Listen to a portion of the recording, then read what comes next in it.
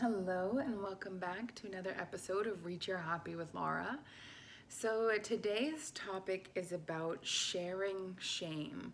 So I know I've experienced this. You've probably experienced this too. I've heard it from my friends, many different people when you share something like you're going through a really hard time with your significant other and you tell a girlfriend and you're complaining about it and talking about how hard it is, and then you kind of make up with your boyfriend and then you meet up with that friend again and she's like, so how are things? And you're like, oh no, they're good. And like, our relationship isn't bad, like I know I was complaining, and we feel this sense of like shame, like I shouldn't have said that. And then it kind of creates this habit of not wanting to share because what if I have to take that back? What if I was wrong? What if I was portraying someone I care about in a negative light, and then the person I shared all of this to is now going to be viewing them in that same light? So I know for me, my sharing shame came from when I was younger. Maybe it's the same for you too. Maybe you shared a story at the dinner table and your mom flipped out on you. For me, I felt like when I was trying to explain my feelings, I was told that I was overreacting or looking into it too much, when really it just felt like this is how it feels to me, and that may not feel the same way to you, but it's how I feel. So I felt inappropriate for feeling the big emotions that I was constantly feeling. And now that's a gift of mine. Now I get paid to feel so deeply. So it's interesting how that kind of turned for me. So the reason this came up, the reason I'm even talking about sharing shame, is because I had an incident happen to me about 6 months ago. I told Brad about it, I told a couple people about it, but for the most part, I kept it under wraps. And what that did, because it was so painful for me and I felt so ashamed and so violated, keeping that under wraps actually created this feeling of a need to protect myself, this feeling of tension in my body. I had many injuries over this past 6 months. I've gained a lot of weight. I have isolated myself from certain people because of me feeling violated, and my trust was broken and my heart is a bit broken because of that. So earlier this week, I was training a client friend, Reiki practitioner, to her mastership level. So that's the highest level of Reiki training that is offered. And the idea of Reiki mastership and the learning that happens in it is about shining the light, shining brightly, bringing light to situations that have been in the dark for too long. So naturally, I was guided to different places and different things during this time with this woman that led me to sharing with her what happened to me. And the reason I was sharing was completely in the opposite direction of what actually unfolded or what my intentions were. When I shared, it was like, oh, I haven't been there because this situation happened. Which opened up, me sharing with this client, friend, student of mine, what happened to me and how I'm dealing with that and the repercussions of that experience. Her response when I told her, we were driving in the car, she was in the passenger seat, and she crisscrossed her arms and she like almost held herself. She was so uncomfortable with what I was saying. Not that I was sharing, it was, I can't believe that happened to you, and I can't believe you're letting that sway your confidence in yourself. And it opened up something I did not realize that needed to be opened up. I was speaking with a person that was neutral. She does not know any of the participants that, besides me, that were engaged in this situation. So her very organic response of like, oh my gosh, I was like, maybe this is a bigger deal than I really made it out to be. Maybe this is my habit of feeling ashamed, too ashamed to share. So I quiet down and I just keep it in and I stuff it down and literally hold it in my body until I'm able to release this heaviness, this weight, this feeling, usually in a healing session, not in a conversation. So we continued to talk on the topic, and a part of my brain was going, you shared too much. This was too far. This is a student here. Why are we working on you? Why is this, right? This shame of I shouldn't be feeling this way. I shouldn't have said that. I shouldn't have. And my very present mind was saying, this is exactly what needs to unfold. I'm supposed to be saying this to her, and I'm supposed to be getting her feedback because this is helping me heal in a way keeping quiet has not. So this rippled into today, where I was finally open to receive a healing, and so much shifted. I literally dropped 3 pounds, not even joking, by expressing this. Sharing shame is our mind's way of trying to keep us in this path, not because it's helpful or healthy, it's because it's familiar. I am very familiar with the act of keeping things under wraps and not sharing. And yet, I hold a space in my, I was gonna say clinic, interesting, in my practice of inviting people in to be openly sharing in all the ways, from whether you think you're egotistical or you think you're a bit creepy or you think that you're not enough or you think this or whatever it is. I'm like, come on, share, open up. And yet I actively practice staying quiet because I have shame around sharing. So I found that very interesting that I provide a space for people, and yet I haven't created a space for me to openly share. I have a couple friends, but for the most part, in my mind, when I think about sharing, I go, oh, that's not helpful, or I don't want to put this on their lap, or I don't want to have to backtrack and say, oh, I was wrong, you know? So I withhold. But in just an hour's time of sharing with this student and getting her feedback and noticing the shift in me, I decided I am going to choose to not have shame about sharing. That said, there are people that are more equipped to hear your story than others. So it's using your discernment, and sometimes you're going to bump up against the wrong person and share the thing and it not land well. Maybe you receive judgment back. Like, she could have very well turned and said, oh, that was your fault. Oh, you should have known that was coming. Like, how did you not see that? But instead, she gave me her honest reaction, which I appreciated, and it was the right person. And in my past, I have definitely shared with the wrong person. That's how I want to phrase it, but it's really the person that wasn't capable of holding space for me and what I was going through. So in your life, you know, in your relationships, your intimate relationships, maybe that person isn't the person that can hold space for you. Maybe you want to develop that. Maybe you want to have a more open forum.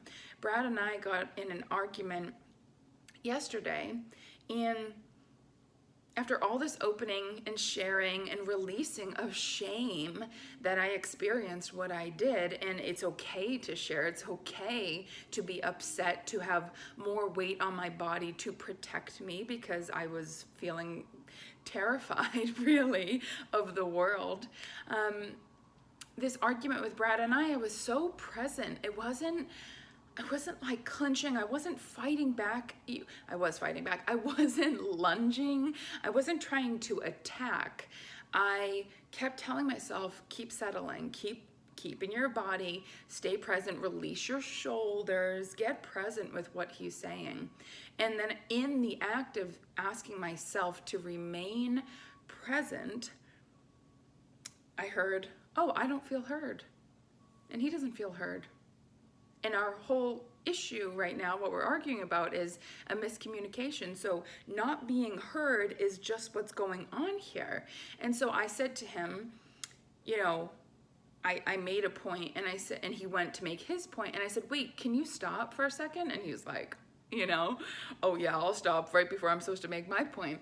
And I said, no, I need you to acknowledge that you heard that. You understand where I'm coming from. Even if you don't agree, you can conceptualize how I got there. And he's like, yes.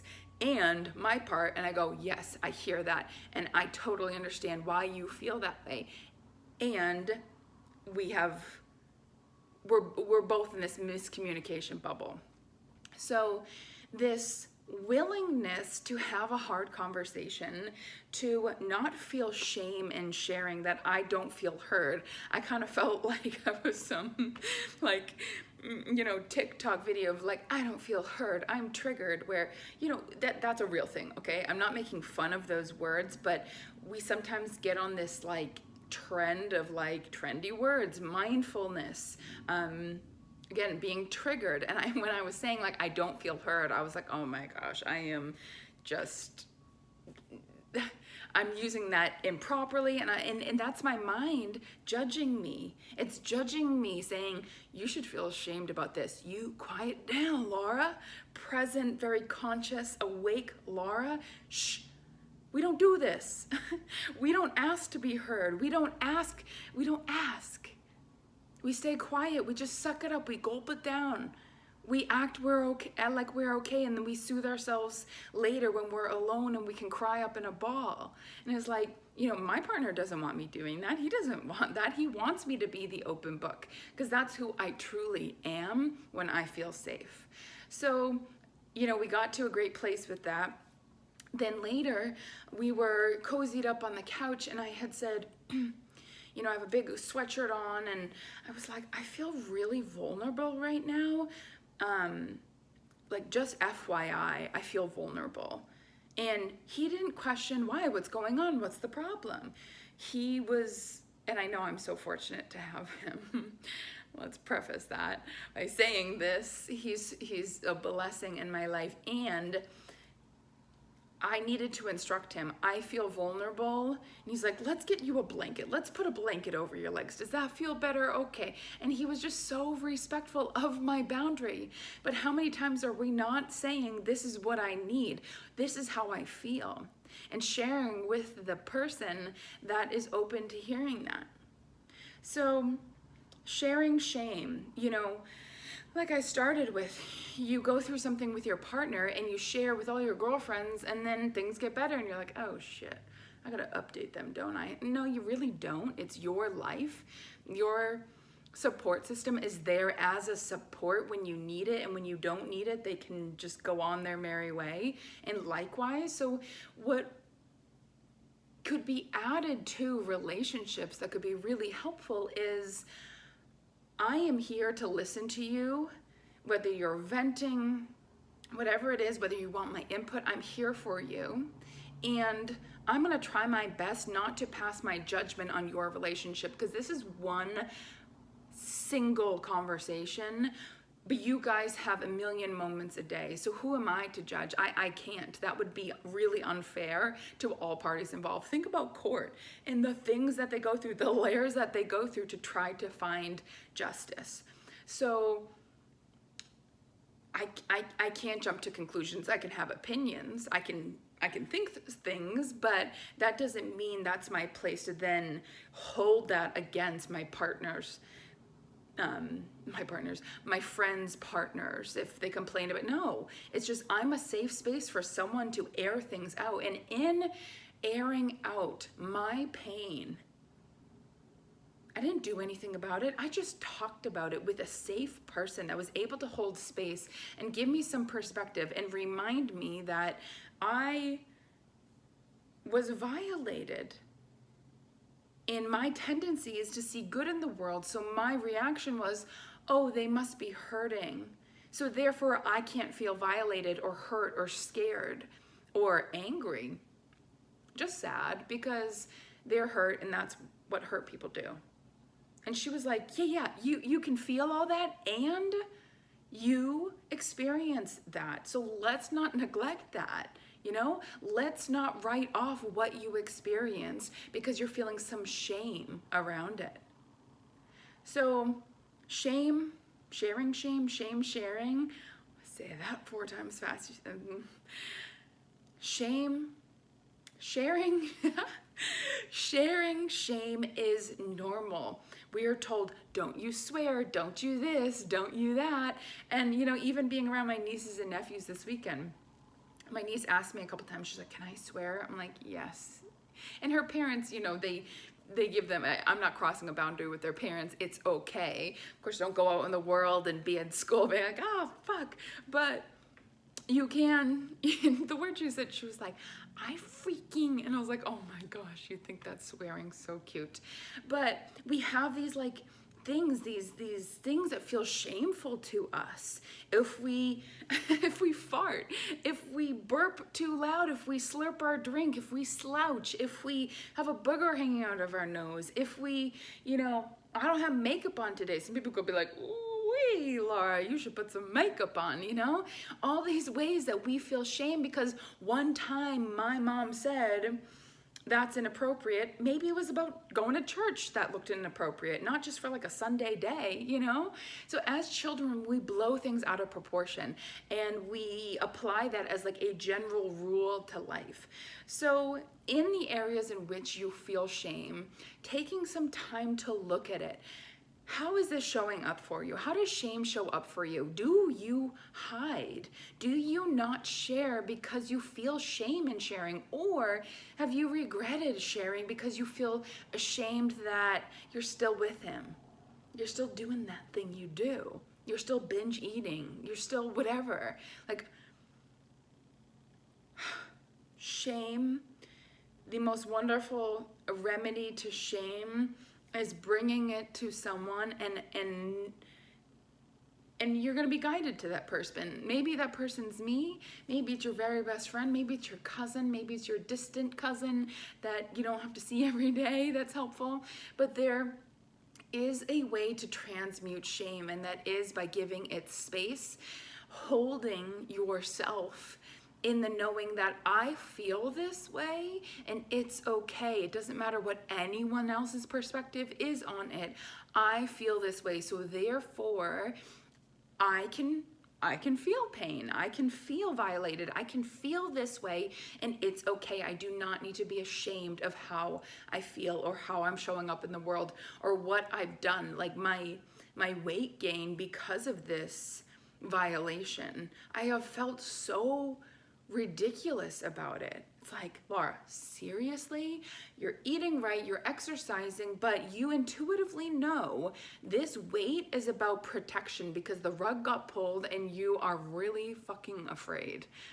And so it's like, oh my gosh, I'm just afraid.